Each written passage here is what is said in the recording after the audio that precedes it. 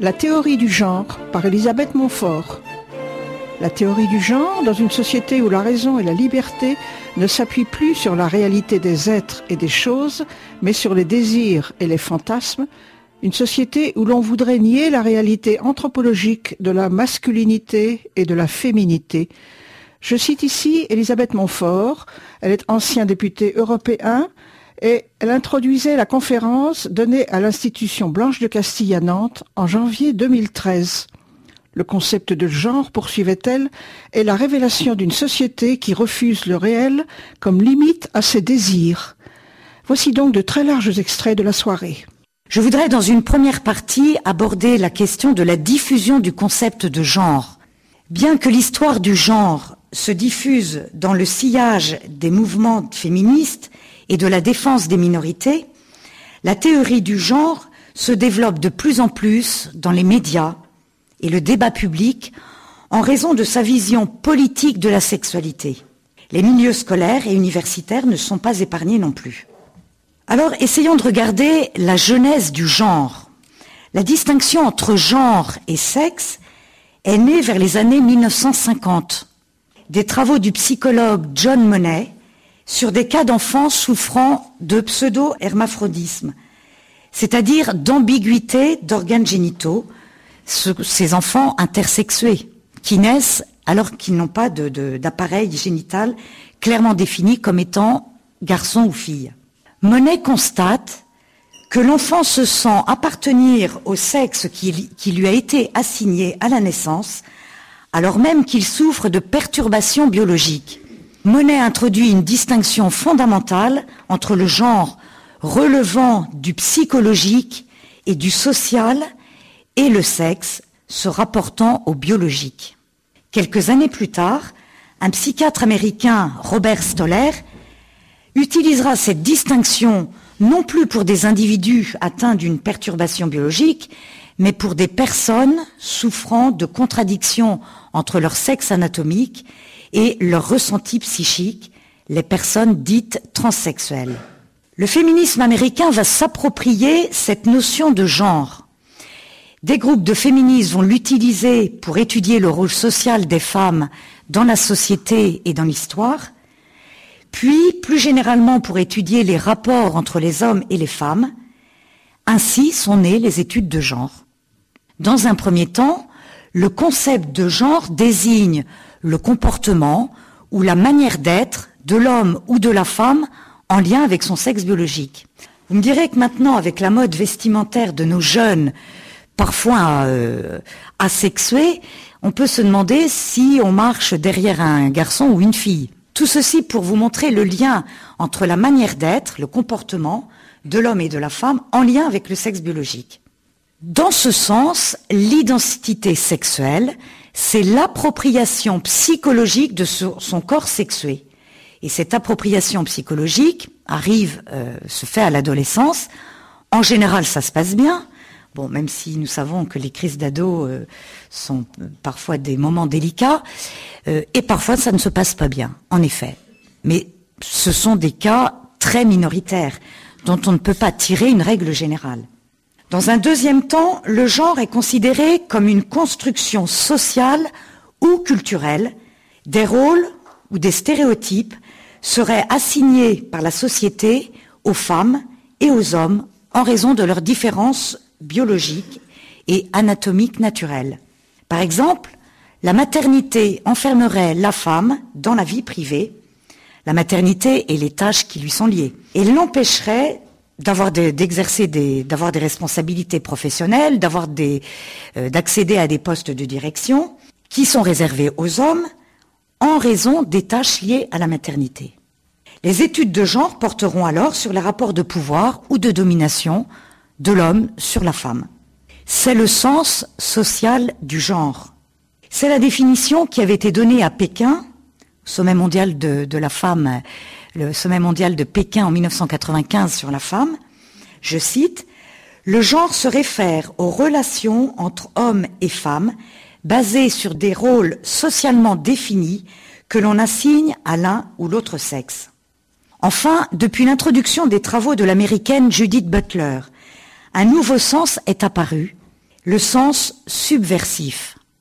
Et c'est sur ce sens que je voudrais m'attarder plus longuement.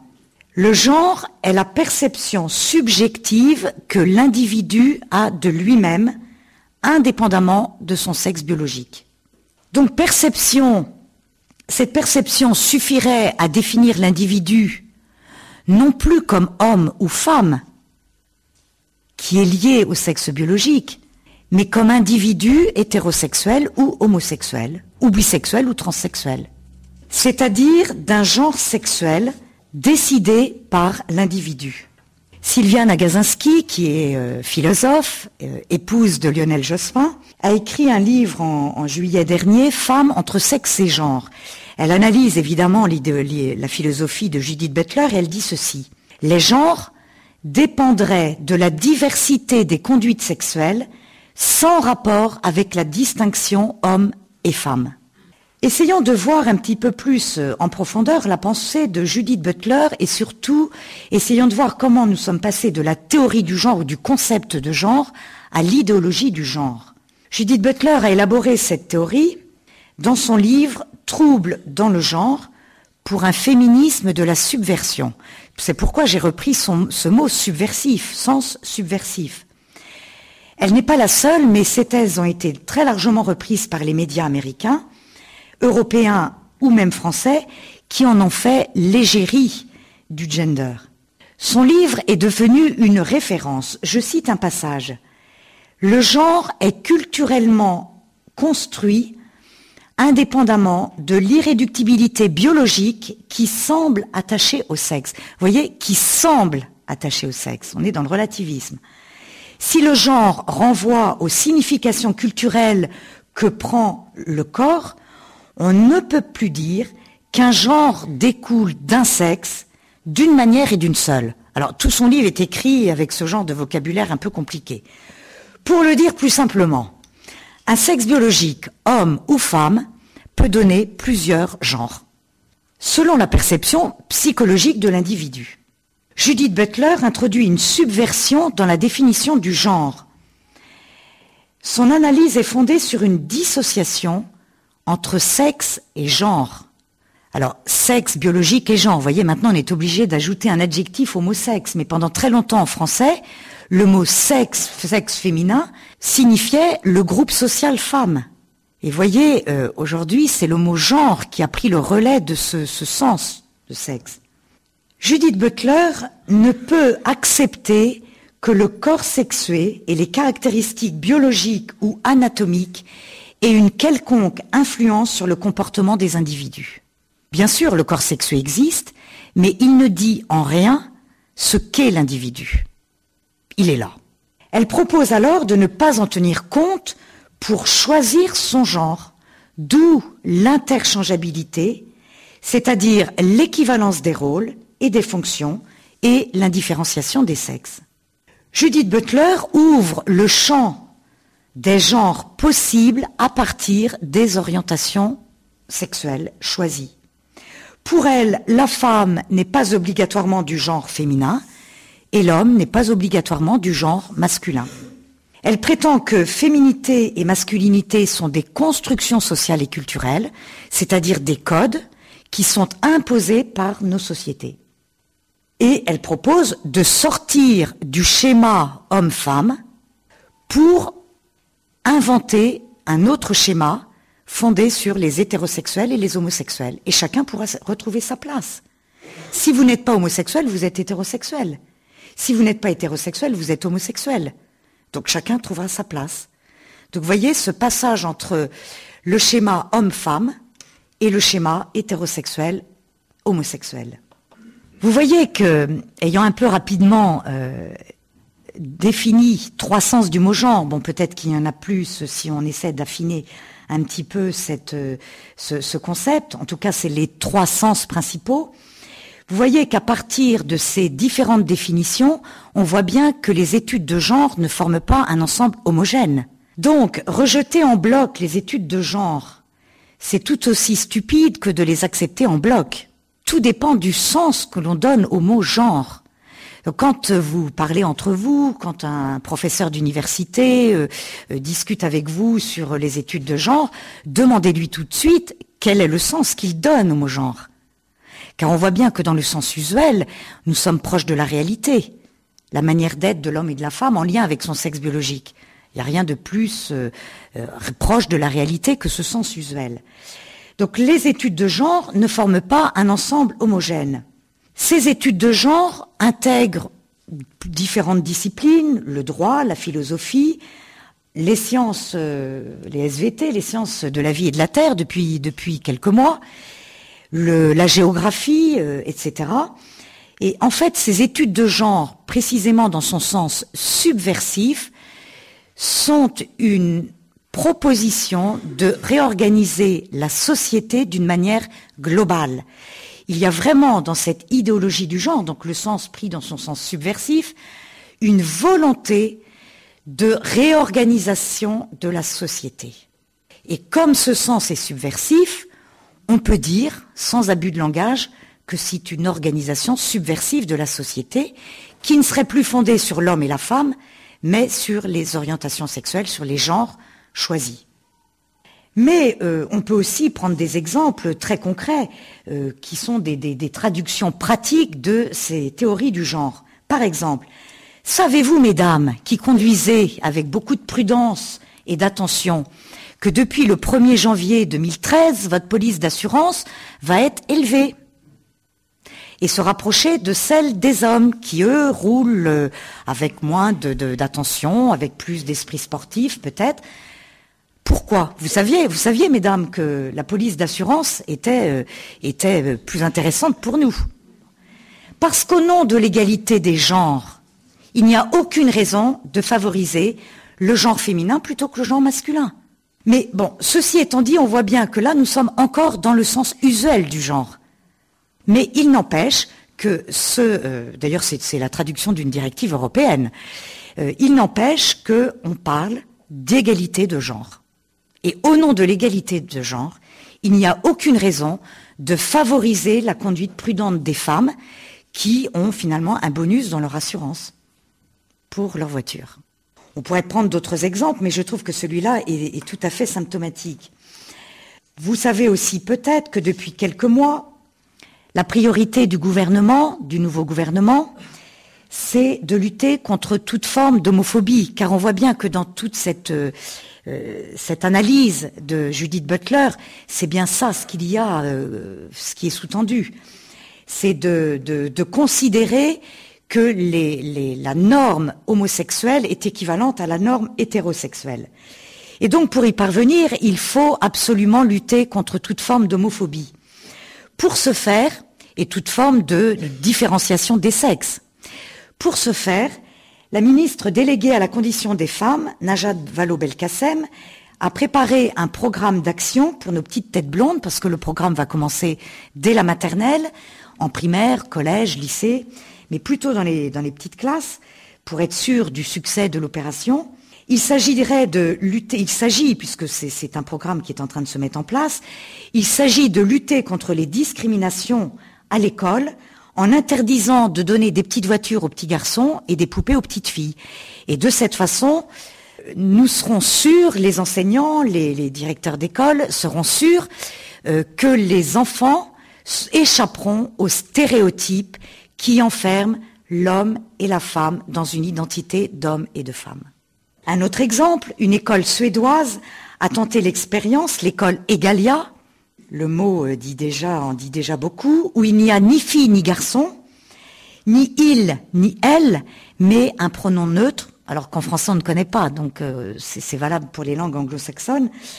Ainsi, ils échapperont à tout déterminisme, à tout stéréotype, et ils seront éduqués dans un esprit d'indifférenciation des sexes. Ce qui revient finalement à un conditionnement terrible, le conditionnement du néant. Ils sont ni filles ni garçons, mais ils sont quoi ? Ils sont ni hommes ni femmes. Qui sommes-nous ? Donc nous voyons que cette théorie prétend réorganiser les rapports entre hommes et femmes, non plus en tant qu'hommes et femmes, mais en tant qu'individus, en rejetant toute référence à leur identité sexuée respective. Niant la réalité anthropologique, tant biologiques que culturelles, riches des spécificités conjuguées de la masculinité et de la féminité, les théoriciens du genre projettent de construire un individu nouveau, conforme à ses désirs et déconnecté de toute la réalité de l'être humain, homme ou femme. Ils veulent imposer leur propre modèle pour que chaque individu puisse décider de manière volontaire et purement subjective à quel genre il appartient, indépendamment du corps sexué. L'homosexe est mis de côté pour donner l'illusion d'un choix. Cette théorie idéologique, dans son rejet de la différence et de l'altérité sexuée, risque de devenir la référence officielle admise comme vision structurante de la société, en particulier pour les politiques d'égalité hommes-femmes. Il est très éclairant de voir, par exemple, que sur le site de la Commission européenne, en français, pour les politiques d'égalité, en français, le titre est « Égalité hommes-femmes » et en anglais, « Gender Equality », donc « Égalité des genres ». Et pourtant, ce sont les mêmes politiques d'égalité hommes-femmes. Donc vous voyez le glissement du vocabulaire, le glissement sémantique et finalement le glissement anthropologique. Vous êtes sur votre radio chrétienne, l'émission Grand Format, la théorie du genre, avec Elisabeth Montfort. J'en viens à ma deuxième partie. Quels sont les buts recherchés par les théoriciens du genre ?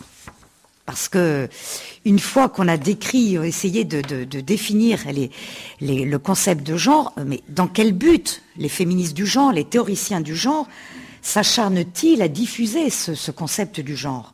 Le premier but est de répondre à la quête d'égalité entre les individus. Alors on sait combien c'est difficile déjà d'atteindre l'égalité entre l'homme et la femme. Alors notre droit français, européen, évidemment consacre, d'ailleurs c'est un principe fondateur des démocraties, consacre une partie de sa législation sur l'égalité homme-femme. Mais ce n'est pas l'égalité de l'homme et de la femme qui intéresse les féministes du genre. Cependant, elles vont utiliser tous les mécanismes qui ont été mis en place pour atteindre l'égalité homme-femme pour un autre but, l'égalité entre les hétérosexuels et les homosexuels. Donc l'égalité entre les genres. Pour cela, les féministes du genre vont critiquer la société patriarcale pour appuyer leurs revendications. Pourquoi ? Il ne faut pas oublier que les féministes du genre sont très proches des féministes radicales. Donc il y a une espèce de connivence entre les deux. Pourquoi leur critique de la société patriarcale ? Pour deux raisons. Tout d'abord pour lutter contre la domination des hommes sur la femme. Nous ne sommes plus dans une société patriarcale. Et par bien des aspects, nos sociétés occidentales et notre société française est une société féminisante. Alors il n'y a qu'une femme qui peut le dire, parce que si vous, messieurs, vous dites ça, on va vous traiter de macho. Donc je le dis. Et la deuxième raison, c'est de lutter ou de mettre fin à la norme hétérosexuelle qui est, pour elle, une forme de domination de l'homme sur la femme. Enfermer l'homme et la femme dans leur identité d'homme ou de femme revient à maintenir les causes d'inégalité. Au fond, elles n'arrivent pas à penser ensemble égalité et différence. C'est pourquoi elles mettent le corps de côté. Parce que le corps de l'homme et de la femme est différent. Donc elles mettent le corps de côté parce qu'elles n'arrivent pas à penser ensemble égalité et différence. Parce que pour elles, et c'est toute l'empreinte de la vision marxiste de la société, pour elles, différence est synonyme de hiérarchie. Donc accepter une différence entre l'homme et la femme, c'est accepter une hiérarchie entre l'homme et la femme, et c'est accepter la domination de l'homme sur la femme. Donc vous voyez, on argumente en boucle. Puisque le corps sexué est objectivement différent chez l'homme et chez la femme, elles l'ignorent, elles le mettent de côté, et mettent en avant le genre choisi par l'individu. Alors, dans certains cas, le genre coïncidera avec le corps sexué, et dans d'autres cas, il ne coïncidera pas, peu importe. Peu importe. Et par réaction aux actes et aux propos homophobes, elle déplace l'égalité homme-femme sur les réalités LGBT, c'est-à-dire lesbiennes, gays, bi et transsexuels, par rapport aux hétérosexuels. Les droits des hétérosexuels doivent être étendus aux LGBT. On est vraiment là aujourd'hui. comment, mais de quel droit vous refusez aux homosexuels d'avoir les mêmes droits que les hétérosexuels? Mais la question, c'est que les hétérosexuels n'ont pas de droit propre. Donc, ils n'ont pas de droit particulier. Les hommes et les femmes, oui. Donc, vous voyez comment cette question a été préparée. Deuxième but, se libérer des contraintes de la nature. Les féministes du genre veulent sortir du naturalisme, c'est-à-dire du réductionnisme naturel et biologique dans lequel les femmes ont été enfermées par les sociétés occidentales. Alors c'est très intéressant de relire les philosophes des Lumières, où on pense depuis un certain nombre d'années qu'on a tout appris et tout découvert. Il faut relire Voltaire, Rousseau, Holbach, qui réduisent la femme à sa fonction biologique de reproduction. Alors, il faut se replacer dans le contexte. La France est en guerre, les soldats tombent sur les champs de bataille, il faut donc renouveler les populations. Et donc, la femme consacre sa vie, enfin une partie de sa vie, à renouveler les générations. Elle est réduite à la fonction biologique de reproduction. Pour les féministes du genre, la différence sexuelle déterminée par la nature est à l'origine des oppressions et empêche l'égalité. Pour sortir de l'oppression, puisque c'est le corps sexué de la femme qui en fait d'elle une esclave de l'homme, pour sortir de l'oppression, elle propose de s'affranchir de la nature et ainsi elles s'affranchiront des différences. Mais comment pouvons-nous nous affranchir de la nature? Ce corps sexué, il est là. Il nous rappelle à son bon souvenir. Quand on est malade, quand on a des douleurs, des rhumatismes. Bon, alors quand on a un peu de rhumatisme, ça revient au galop. Bon, le corps sexué, il se rappelle, il est tenace. Donc comment s'affranchir de la nature? Eh bien, tout simplement en considérant que nous ne sommes que le genre que nous avons décidé d'être. On choisit son genre, on ne choisit pas son sexe biologique.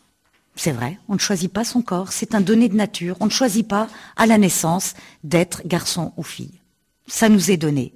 Et justement, c'est ce qui se passe à l'adolescence, c'est l'appropriation psychologique de son corps sexué. Ce corps est un donné de nature.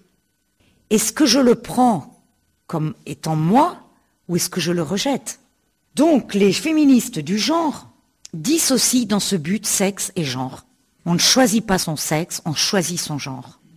Le corps sexué et le sexe biologique sont des contraintes qui figent l'homme et la femme dans leur identité d'homme et de femme. C'est ce qu'elles appellent des stéréotypes. Voyez? Ce déterminisme de l'homme ou de la femme dans un rôle spécifique, dans une fonction spécifique. En l'occurrence pour la femme, ce sera de mettre au monde des enfants, de les allaiter éventuellement et de les élever et d'être enfermée dans la vie famille, dans la vie privée. Bon, c'est étonnant que les féministes du genre continuent à utiliser ces exemples et ces arguments, alors que vraiment en France, on n'est plus du tout dans ce schéma-là. D'ailleurs, est-ce que nous pensons, si vous avez des filles, est-ce que vous pensez, quand elles s'orientent vers des études supérieures, à leur dire qu'elles peuvent aussi être mères? Et donc, il faut qu'elles intègrent cette dimension dans leurs études et dans leur vie d'adulte. On a un peu tendance aussi, en tant que parents, peut-être, parfois, à élever nos filles comme les garçons. Donc, vous voyez, tout ceci participe à l'indifférenciation. Peut-être au nom de l'égalité, peut-être pas pour vous, mais enfin pour certains, oui. Et puis enfin, le troisième but, c'est de s'auto-déterminer. C'est, d'une certaine manière, la volonté désincarnée. Nous voyons bien la question. Le genre peut-il définir l'individu? Le genre seul peut-il définir l'individu? Le corps seul peut-il définir l'individu? De la réponse dépend le rôle et la place de chacun dans la société et dans la famille. Pour tenter de répondre à la question, les féministes du genre entrent dans un jeu de déconstruction-reconstruction qui permettra à chacun de s'identifier comme individu genré. Déconstruction par rapport à la nature, par rapport au corps sexué, et reconstruction par sa seule volonté déconnectée du réel. Le droit suprême de l'individu, c'est le droit à être moi. Je suis ce que je veux être, indépendamment de la réalité, indépendamment du corps sexué. Sexe et genre entrent en conflit comme deux composantes de la personne, le moi psychologique doté d'une identité de genre et le corps sexué doté d'une identité de sexe. Après, on s'étonne que nos jeunes n'aillent pas très bien, mais bon, il y a forcément des tensions qui s'exercent. Alors, nous voyons évidemment une application très concrète à partir de cette dissociation entre sexe et genre, cette déconstruction par rapport à la nature et cette reconstruction par rapport à la volonté pure, c'est en particulier ce qui se joue aujourd'hui dans le projet de loi. L'affiliation est déconstruite par rapport au corps sexué, par rapport à la biologie, et reconstruite par rapport à la volonté de l'individu. Le parent, c'est celui qui veut être parent, indépendamment de la potentialité ou de la capacité à être parent, c'est-à-dire des conditions qui permettent d'enfanter. Vous voyez l'application directe dans le projet de loi actuel. J'en viens à ma troisième partie. Quelles sont les conséquences pour notre société? Parce qu'une fois qu'on a défini les différents sens du mot genre, qu'on a essayé de voir quels sont les buts recherchés par les féministes du genre, essayons de voir un peu plus en détail les conséquences pour notre société. La théorie du genre, l'idéologie du genre, je devrais dire, est une idéologie de la déconstruction, une idéologie de déconstruction. Et déconstruction dont ce qui est le plus évident, c'est en raison de l'opposition entre culture et nature, entre corps sexué et rôle social de l'individu. D'où les déconstructions successives dans le but de créer de nouveaux droits. La première déconstruction, premier lieu de déconstruction, c'est la déconstruction du genre. La déconstruction du mot genre dans son sens usuel. Les théoriciens du genre dénoncent une conception essentialiste de la féminité ou de la masculinité qui serait fondée sur la distinction biologique de l'homme et de la femme et qui impose une hiérarchie des genres, donc l'oppression de l'homme sur la femme. D'où le rejet d'une construction sociale et culturelle du genre liée à la différence des sexes.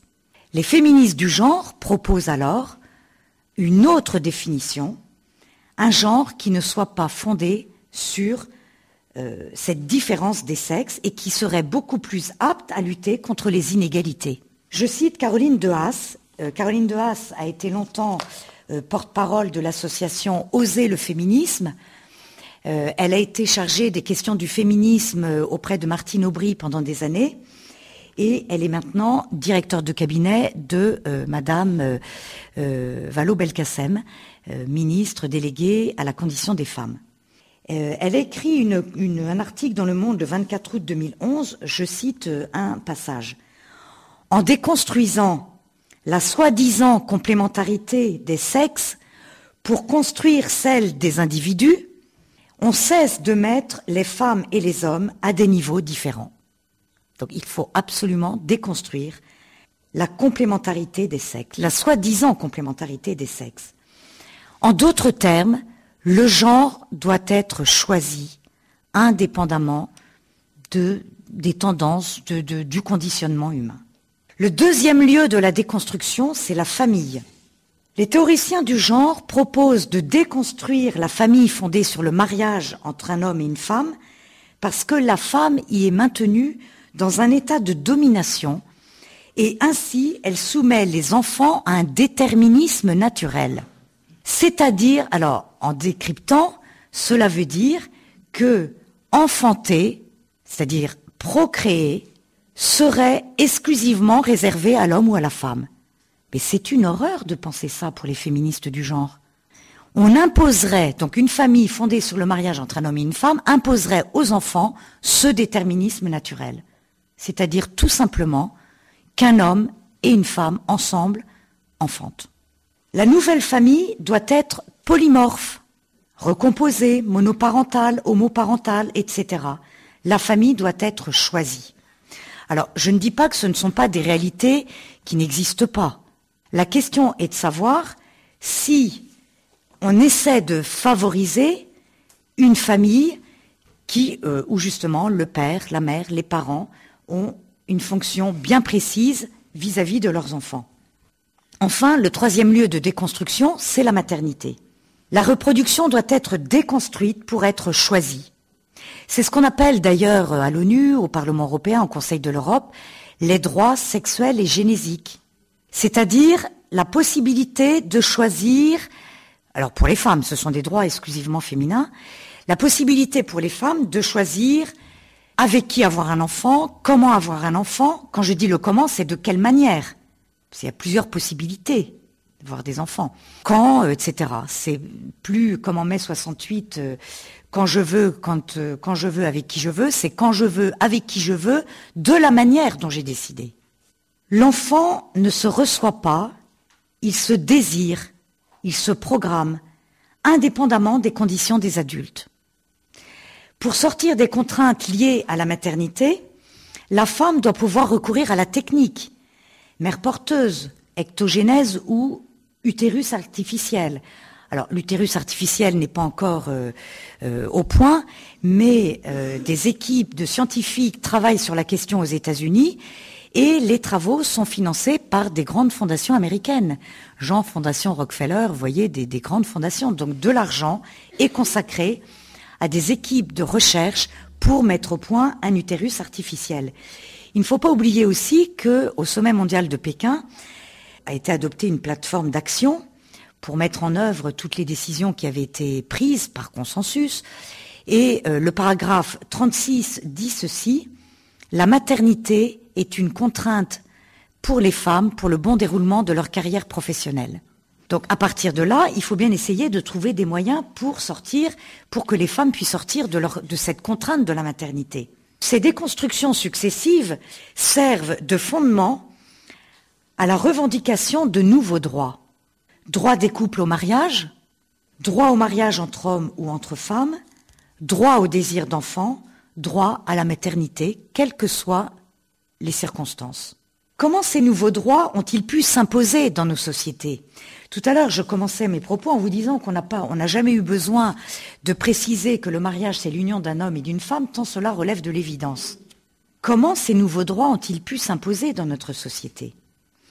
Et une élève a posé la question, mais enfin, de quel droit vous pouvez interdire aux homosexuels d'avoir les mêmes droits que les hétérosexuels ? Vous voyez, on est vraiment dans une société des droits de l'homme, mais on ne sait pas de quoi on parle.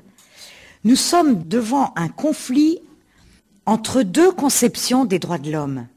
Une conception réaliste et une conception positiviste. Dans la conception réaliste des droits de l'homme, les droits de l'homme sont inhérents à la nature humaine de l'homme.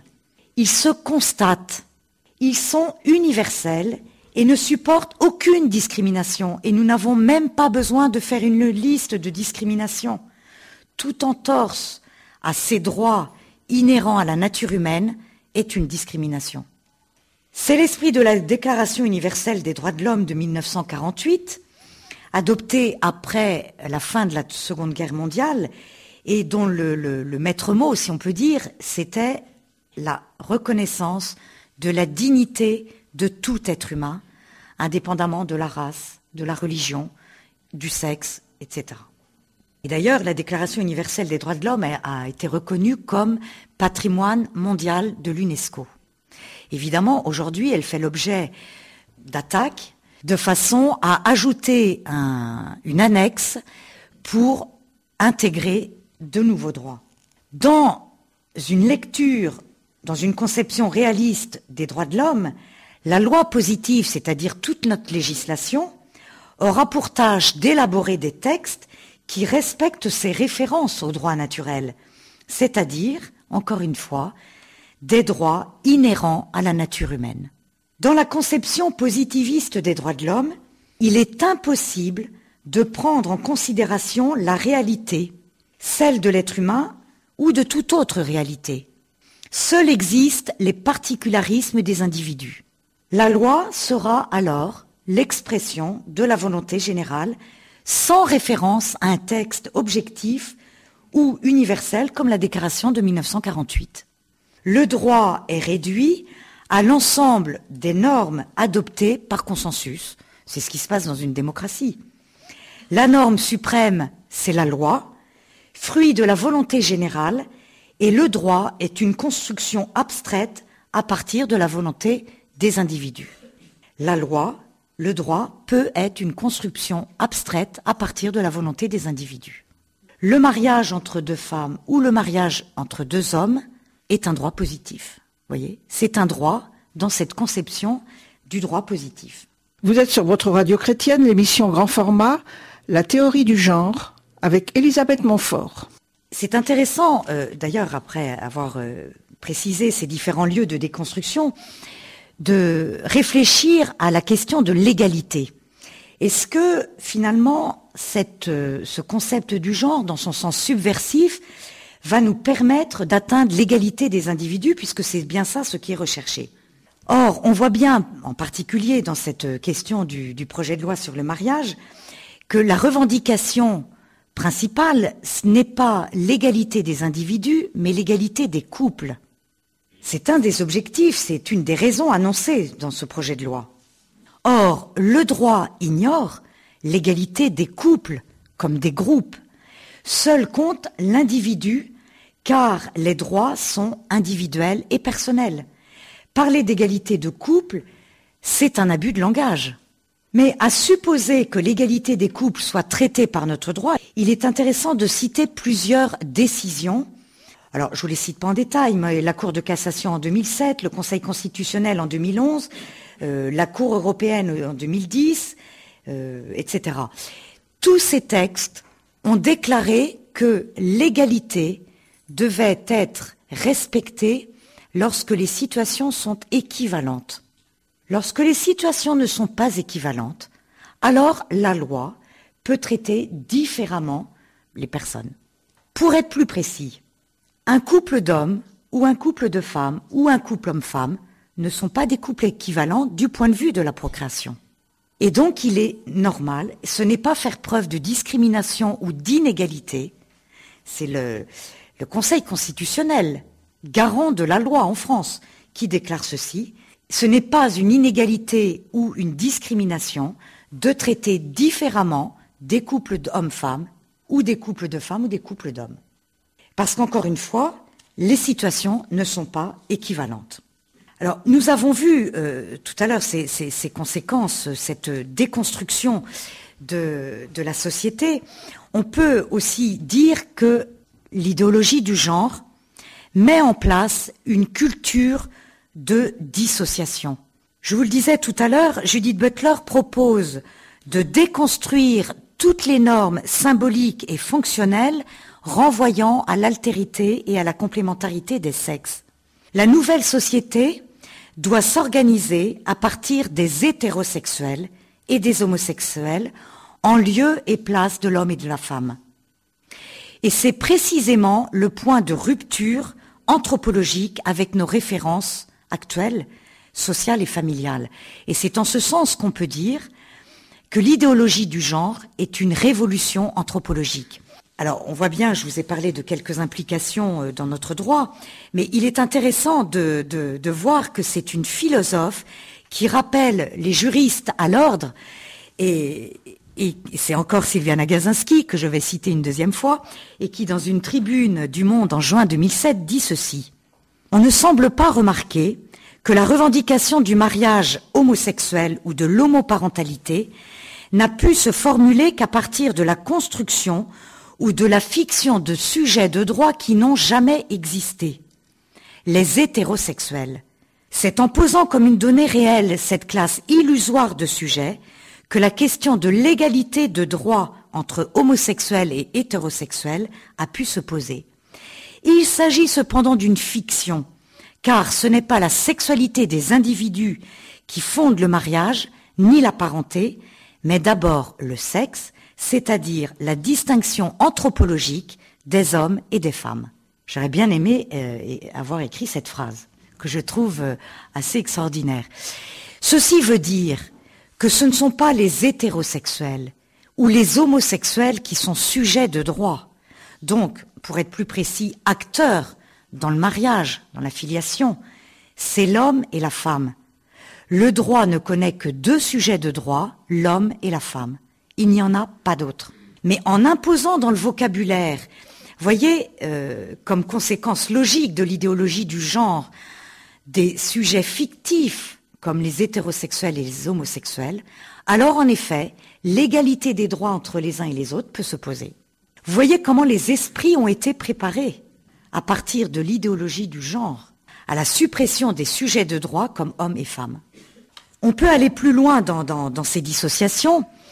C'est, en tout cas, cette dissociation, cette culture de dissociation entre nature et culture, entre sexe et genre, entre l'identité de l'homme et de la femme et puis l'orientation sexuelle, on peut compléter par la conception positiviste que nous avons de la nature. C'est une conception qui nous empêche de voir la personne dans tout son être, dans sa totalité unifiée. D'où une conception fonctionnaliste de la société. Les individus sont réduits à des fonctions ou à un rôle social. Par exemple, la fonction de parent est considérée du point de vue de la fonction éducative et non dans son sens réel et symbolique de l'engendrement comme père et mère. Or, être parent, c'est un état avant d'être une fonction. C'est-à-dire, c'est avoir été dans une situation telle qu'un homme et une femme ont pu engendrer ensemble. Et seul l'homme et la femme peuvent engendrer ensemble. Les féministes du genre rejettent cette conception de la parenté parce qu'elle est une survivance de l'altérité, de la différence des sexes. Et donc, elle se réfère au corps sexué. On en revient toujours à se donner de nature. Cette conception positiviste de la nature entraîne deux conséquences. L'indifférenciation des fonctions d'abord et l'indifférenciation des sexes. Tout ce qui enferme l'homme et la femme dans des fonctions spécifiques sont appelés des stéréotypes. Pour lutter contre les stéréotypes, les féministes du genre font la promotion de l'interchangeabilité des rôles de la mère et du père et l'indifférenciation des fonctions paternelles et maternelles. Là encore, quand vous regardez le projet de loi sur le mariage, les mots paternel et maternel sont abolis. Donc si le projet de loi est adopté, seront abolis du Code civil, parce qu'elles font référence à la différence des sexes. Évidemment, on ne peut que se réjouir que les jeunes pères s'impliquent dans l'éducation de leurs enfants. Et c'est vrai qu'ils s'impliquent plus qu'il y a 50 ans ou 100 ans. Mais attention, est-ce qu'il le fait en tant que père ou en tant que fonction indifférenciée, neutre ou pour cloner la mère? S'il participe aux tâches familiales, il faut qu'il le fasse en tant que père, car il reste homme dans sa fonction paternelle. Actuellement, au Parlement européen, une résolution est en débat sur... Alors, il y a deux résolutions en débat, tout à fait intéressantes. L'une pour lutter contre les stéréotypes dans la vie familiale. Donc, vous voyez, c'est pas dans la société, c'est dans la vie familiale. Et une autre directive sur l'implication, et qui est liée d'ailleurs, une autre résolution, sur l'implication des pères dans la vie privée. Parce que rapport après rapport, étude après étude, on sait bien que les hommes passent beaucoup moins d'heures par jour justement à cette tâche éducative ou la tenue de la maison, etc. Donc pour les féministes du genre, c'est insupportable. Pour les féministes radicales, c'est insupportable au nom de l'égalité. Mais qu'une directive ou qu'une résolution porte sur cette question, ça veut dire qu'on ne se regarde même plus entre personnes. Car quand on s'entend bien, on ne va pas compter le nombre de fois où l'un ou l'autre a descendu la poubelle, monté le sac de courses. On s'entraide, on ne compte pas. Quand on aime, on ne compte pas. Donc vous voyez, il faut un texte pour bien spécifier, calculer combien d'heures l'homme devra passer dans la famille et combien d'heures la femme devra passer, d'heures en moins que la femme devra passer, etc., etc. Au nom de l'égalité et de l'égalité des fonctions, de l'indifférenciation des fonctions. Donc il n'y a aucune raison que l'homme passe moins de temps dans la vie privée que les femmes. La vie privée n'est pas une réserve pour les femmes. Et puis enfin, cette indifférenciation des fonctions conduit tout naturellement à l'indifférenciation des sexes. Parce que dès lors que la fonction paternelle ou maternelle est à bannir, bien évidemment, on arrive à l'indifférenciation des sexes. Et donc les féministes du genre revendiquent l'indifférenciation des sexes. Plus besoin de désigner les parents comme père et mère. Ils sont parents, terme asexué, neutre et indifférencié. C'est dans le projet de loi. Plus besoin de mentionner les époux comme femme et mari. Ils sont époux, terme neutre, asexué et indifférencié. Donc on réduit la personne humaine, l'homme et la femme, d'une part dans l'idéologie du genre à son orientation sexuelle, donc il est hétérosexuel ou homosexuel, d'autre part dans la vie familiale et sociale à des fonctions. Fonctions d'éducation ou d'autres fonctions dans la société. On ne regarde plus la personne humaine comme homme ou femme. Troisième conséquence de cette culture de dissociation, c'est la dissociation de la volonté avec le réel. Cette double indifférenciation des fonctions et des sexes permet aux individus de s'autodéterminer comme époux ou comme parents, asexués, neutres, alors que la réalité les en empêche.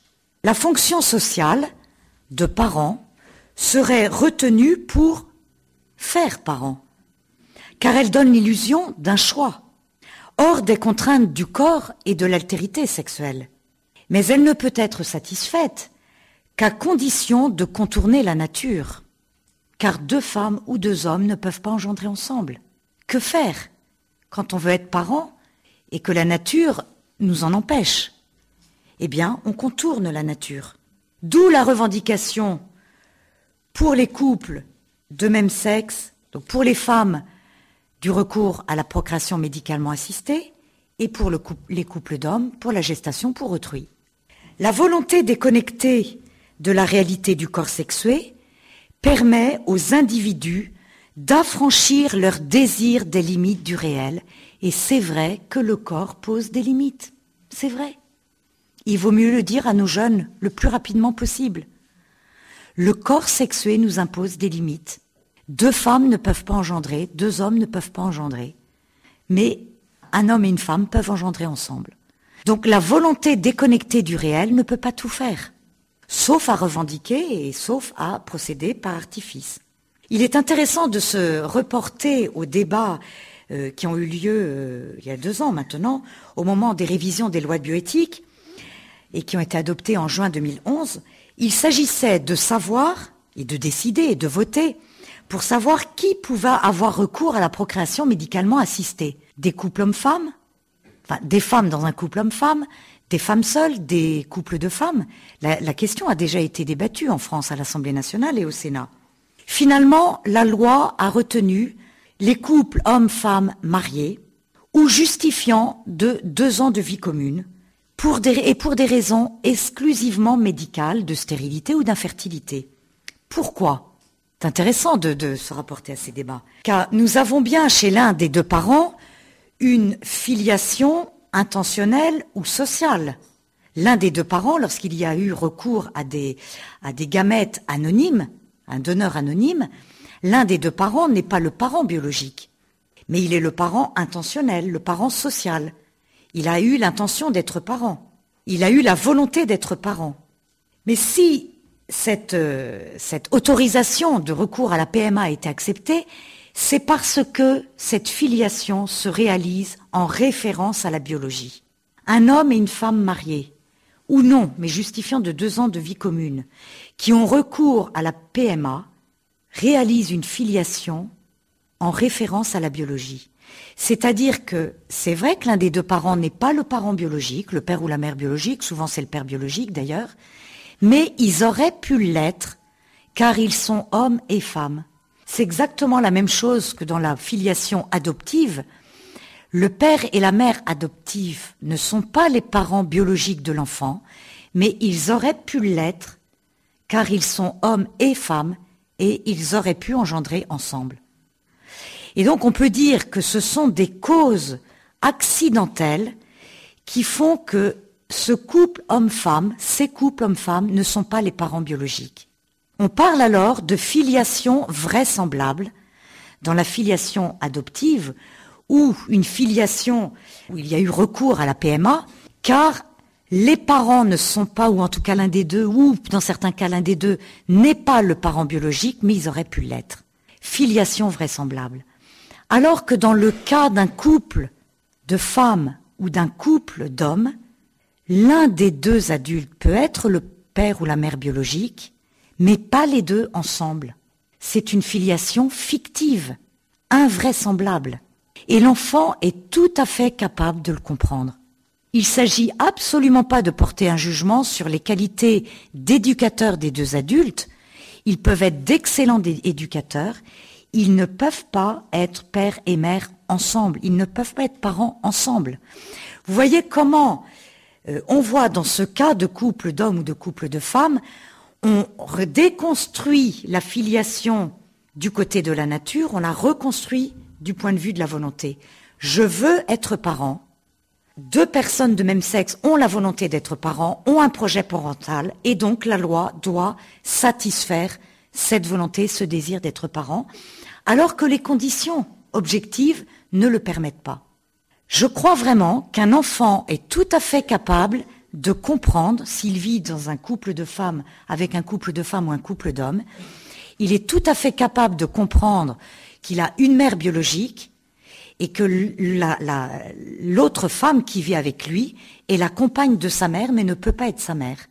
Un enfant qui vit dans un couple d'hommes est tout à fait capable qu'il n'a pas de mère biologique, qu'il ne vit pas avec une mère biologique, qu'il peut que l'un des deux hommes est son père biologique et l'autre est le compagnon du père biologique. L'enfant est tout à fait capable de le comprendre. En revanche, si on lui dit qu'il a deux pères ou deux mères, on le met dans une situation qui ne correspond pas à la réalité de la procréation. Donc vous voyez bien la distinction, mais non l'opposition, entre procréation et filiation. Le mariage aujourd'hui, c'est le lien entre la conjugalité, l'union d'un homme et d'une femme, et la filiation. Et pourquoi le mariage, c'est l'union d'un homme et d'une femme, car seuls l'homme et la femme peuvent engendrer ensemble. Vous voyez les enjeux d'aujourd'hui, et vous voyez comment nous sommes partis de l'idéologie du genre, cette dissociation entre sexe et genre, comportement, cette réduction de l'homme et de la femme à l'orientation sexuelle qui autorise des revendications et d'être parent ou époux alors que les circonstances ne le permettent pas.